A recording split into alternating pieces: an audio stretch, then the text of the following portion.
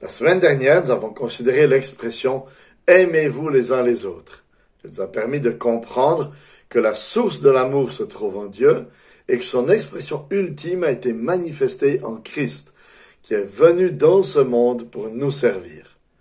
C'est la raison pour laquelle, aujourd'hui, nous allons nous pencher sur l'expression qui se trouve en Galates 5,13. « Mais par amour, soyez serviteurs les uns des autres » ou « servez-vous les uns les autres ».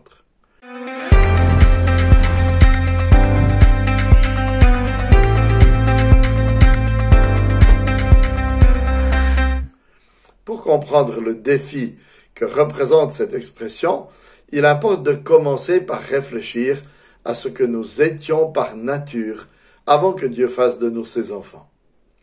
Dans ce contexte de Galates 5, Paul affirme dans les versets 19 à 21 que par nature nous étions enclins au mal et à toutes sortes de péchés d'ordre sexuel, religieux et relationnel. Et quelle est l'origine de tels péchés? C'est l'égoïsme. Cet égoïsme qui me pousse à faire de moi-même mon propre Dieu, afin de me servir des autres au lieu de les servir. Mais lorsque Dieu nous a sauvés, il nous a délivrés de cet esclavage de nous-mêmes. Verset 24. Ceux qui sont au Christ Jésus ont crucifié la chair avec ses passions et ses désirs. Alors peut-être que cela vous surprend, car ces désirs et ces passions vous semblent encore tellement forts et actifs en vous.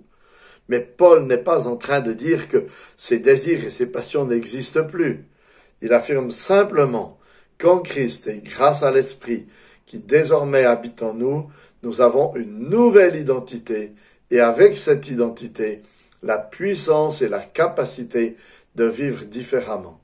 Vivre en résistant à ses passions et ses désirs.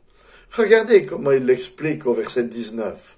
Car la chair a des désirs contraires à ceux de l'esprit, et l'esprit en a de contraires à la chair.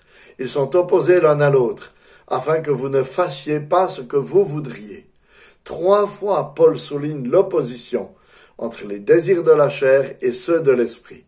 Et il termine en soulignant qu'en Christ, nous avons la capacité de résister à ces désirs pécheurs, bien qu'ils continuent à nous agiter.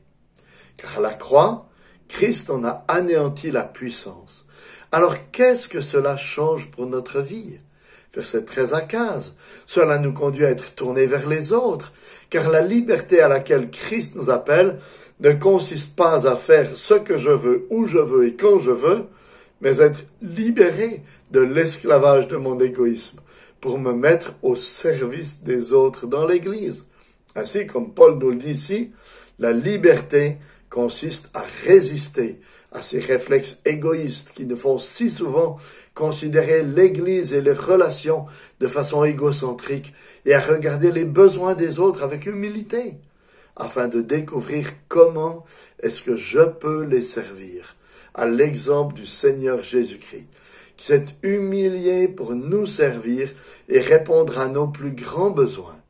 C'est cela, marcher par l'Esprit, afin de ne plus accomplir les désirs de la chair.